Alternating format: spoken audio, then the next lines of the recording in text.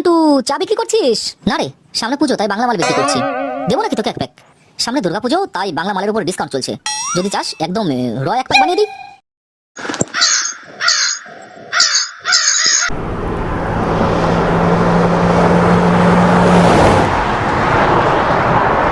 এই যে যাকে দেখতে পাচ্ছেন ইনি গোপাল চন্দ্র, এক কথাই ওয়েস্ট বেঙ্গল ঠকবাজ অ্যাসোসিয়েশনের সভাপতি। অনেকদিন পর রোদ উঠেছে, বৃষ্টি কমেছে, তাই একটু চলেছেন বাজারে। কাকে ঠকিয়ে কাকে বাসটা দিয়ে ফ্রিতে চাটা খাওয়া যায়।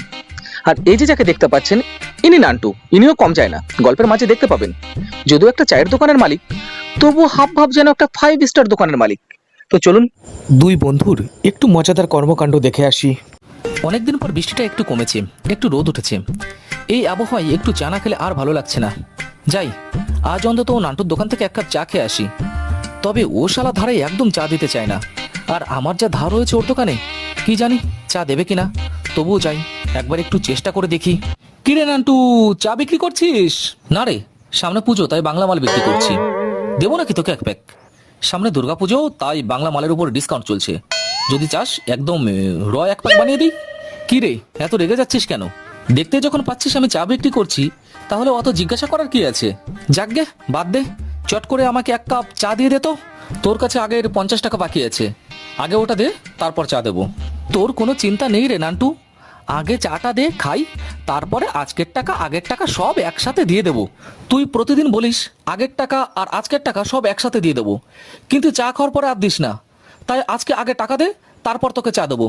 তুই জানিস আমার কাছ থেকে বিল গ্রেড এসেও চা খেয়ে যাই। তাই তো দেখেছিস আমার ড্রেস কত রাজকো ড্রেস। বিল গ্রেড এসে আমার দোকানে চা খাওয়ার পর থেকে আমার দোকানের হাইট কত বেড়ে গেছে তুই জানিস? তোর মতো ভিখারি আমার দোকানে চা খেতে আসলেও আমার দোকানটাও লজ্জা পাই।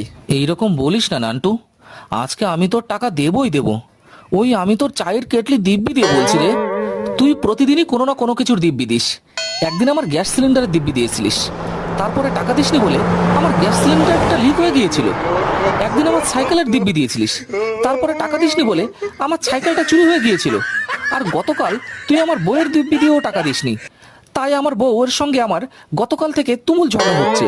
সকালেই বউ রাগ করে বাপের বাড়ি চলে গেছে। তোর ওই দিব্যি টিব্বি আমি মানি না। তুই টাকা দে, তারপরে চা খাবি, মানে ফেলো করি মাখো তেল। সত্যি বলছি, তোর ওই চায়ের কেটলি দিব্যি দিয়ে বলছি, আজকে আমি তোকে টাকা দেবই দেবো। দেখ, আমার এই চায়ের কেটলিটা অনেক দামি, ইংরেজ সরকার আমার দাদুকে দিয়ে গিয়েছিল। তোর ওই দিব্যির চক্কর করে আমার এই স্বাদের কেটলিটা আমি হারাতে চাই না ভাই। তোর চায়ের কেটলির আবার কি হবে রে? তুই দিব্যি কেটে যদি টাকা না দিস, তাহলে যদি কেটলিটা চুরি হয়ে যায় তাহলে? হবে না রে, হবে না, সত্যি বলছি। আজকে আমি তোর সব ধার বাকি একদম সব সুদে আসলে সব মিটিয়ে দিয়ে যাব। তুই যখন আমাকে টাকাটা দিবি, তাহলে চা খাওয়ার আগেই টাকাটা দিয়ে দে না, তাহলে তো আর কোনো ঝামেলার কিছু থাকে না। তোর দোকানে তো বিল গ্রেড এসে নাকি চা খাই, তাই এত বড় চায়ের দোকানদার হয়ে তুই কখনো ইতিহাস ঘেটে দেখেছিস? না, আমি ক্লাস 2.5 অবধি পড়াশোনা করেছি, তাই কখনো ইতিহাস বই ঘেটে দেখিনি। আরে ওই পড়াশোনার ইতিহাস না রে, আমি চা খাওয়ার ইতিহাসের কথা বলছি। চা খাওয়ার ইতিহাস কখনো ঘেটে দেখেছিস? চা খাওয়ার আবার ইতিহাস হয় নাকি রে? সেটা কি শুনি? এই কে রে তুই? তোর কাছে আবার নাকি বিল গ্রেড এসে চা খায়? তুই চা খাওয়ার ইতিহাসও জানিস না? এবার তো চায়েরাও একথা শুনে লজ্জা পাবে রে। তুই তো একদম চায়ের বদনাম করে দিলি রে নান্টু। ছি ছি, এটা একদম তোর কাছ থেকে আমি আশা করিনি রে নান্টু। শোন তবে, চা খাওয়ার ইতিহাস তোকে আমি বলছি। চা খাওয়ার ইতিহাস ঘাটলে দেখা যায় যে কাস্টমার আগে দোকান থেকে চা খায়, তারপরে দোকানদারকে টাকা দেয়, মানে দাম দেয়। বিশ্বাস না হয় তুই দোকানে দোকানে খোঁজ নিয়ে দেখতে পারিস। সে ইতিহাস ভূগোল যে যা বলে বলুক, তুই আগে টাকা দে, তারপরে চা খাবি। তার মানে তুই চা খাওয়ার ইতিহাসের যে চিরাচরিত রীতি আছে তা একদমই ভেঙে দিবি? তোকে বললাম তো, আমার এক কথা 100 কথার সমান। আগে টাকা দে, তারপরে চা পাবি। তুই আগে চা না দিলে কিন্তু আমি চেঁচিয়ে লোকজন সব জড়ো করে ফেলবো, তারপরে তোর দোকানের বদনাম করে দেবো। তুই বন্ধু মানুষ, তাই আমি এটা করতে চাইছি না। তুই লোকজন জড়ো করলে আমি বিস্কুটের লোভ দেখিয়ে পাড়ার সব পাগলা কুকুরগুলোকে জড়ো করে দেবো, দিয়ে তোদের উপর লেলিয়ে দেবো। তারপর দেখবি কুকুরের তারাকে পালানোর কুল পাবি না। এই নান্টু ভালোভাবে শুনবে না, ওকে একটু কায়দা করে ম্যানেজ করতে হবে।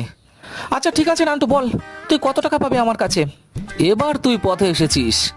আগের 50 টাকা আর আজকের 5 টাকা, সর্বমোট 55 টাকা দে।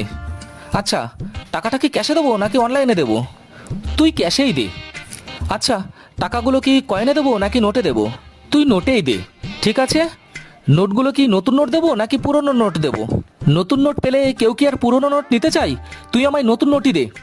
তোকে কি 5টা 10 টাকার নোট আর একটা 5 টাকার নোট দেবো, নাকি একটা 50 টাকার নোট আর একটা 5 টাকার নোট দেবো? আমার খুচরো টাকার খুব দরকার।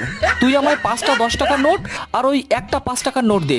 আচ্ছা, নোটগুলো কি সব একসাথে দেবো নাকি একটি একটি করে দেবো? আচ্ছা, মুশকিল তো, তুই সব নোটগুলো একসাথেই দে। আচ্ছা, দেবার সময় 10 টাকার নোটগুলোর উপরে কি 5 টাকার নোটটা রাখবো, নাকি 5 টাকার নোটের উপরে 10 টাকার নোটগুলো রাখবো? তুই আমার আর দিমাগ খারাপ করিস না। 10 টাকার উপরে 5 টাকা রাখবি, নাকি 5 টাকার উপরে 10 টাকা রাখবি, নাকি 10 টাকার ভেতরে 5 টাকা রাখবি, সেটা তোর ব্যাপার। তুই আমার টাকা দে, তাহলেই হলো। অত রেগে যাচ্ছিস কেন? তাই এবার বল, টাকাগুলো কি তোকে আমি আমার ডান হাতে দেবো নাকি আমার বাম হাত দিয়ে দেবো? আরে, ডান হাত দিয়ে দে তো। টাকাগুলো তোর কোন হাতে দেব? ডান হাতে দেব নাকি বাম হাতে দেব? টাকা আমার কোনো হাতে দিতে হবে না, টাকাটা তুই আমার সামনে রাখ, তাহলেই হবে। এই রে নান্টু, তোর আজকে ব্যাড লাক। আমি আজকে আমার মানি ব্যাগটাই আনতে ভুলে গেছি। এত কিছুর পরে তুই বলছিস মানি ব্যাগ আনতে ভুলে গেছিস? দে, তুই আমায় অনলাইনে টাকা দে। আচ্ছা, অনলাইনের ব্যাংকের অ্যাকাউন্টটা তোর কি সরকারি ব্যাংকের নাকি বেসরকারি ব্যাংকের? আচ্ছা বন্ধুরা, গোপাল কি শেষ পর্যন্ত নান্টুকে মানে আমাকে টাকাটা শেষ পর্যন্ত দিল? যদি জানতে হয় তাহলে কিন্তু দেখতে হবে আমাদের গল্পের পরবর্তী পার্ট। আর পরবর্তী পার্ট দেখতে আমাদেরকে কমেন্টস করে অবশ্যই জানাবেন। আর বন্ধুরা, ভিডিওটি যদি ভালো লেগে থাকে তাহলে প্লিজ চ্যানেলটিকে সাবস্ক্রাইব করে একটা লাইক করে দেবেন। কেননা বন্ধু, লাইক করতে কোনো টাকা পয়সা কিন্তু কিছুই লাগে না, লাগে শুধু আপনাদের ভালোবাসা।